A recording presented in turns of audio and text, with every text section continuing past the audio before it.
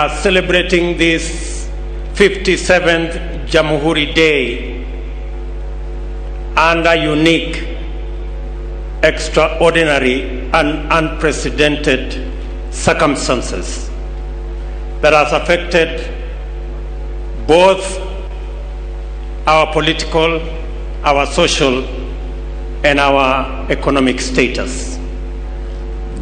Your Excellency, the corona pandemic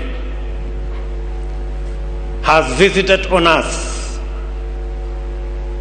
serious challenges to families who have lost loved ones, to families who have sick people, exerted a lot of pressure on our health infrastructure, including our physical facilities, our health professionals. Many Kenyans across this nation.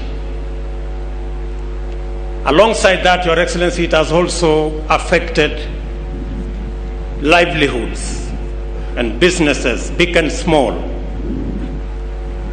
and put a lot of pressure on our economy. Additionally, Your Excellency, this pandemic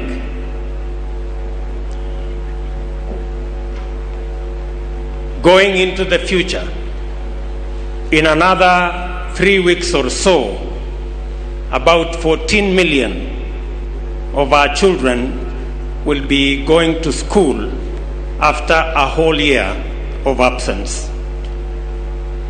This situation is unprecedented, and Your Excellency, it calls on all of us to have a unity of purpose, unity of thought, unity of plan.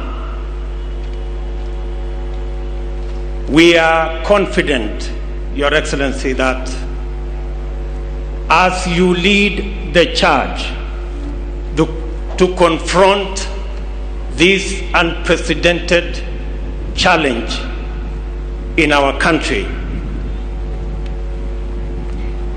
like our forefathers confronted the might of colonialists, we too will overcome this challenge, because we believe in your leadership, and together, united, we should be able to build the necessary consensus, to have the correct priorities, so that we can confront and overcome this situation.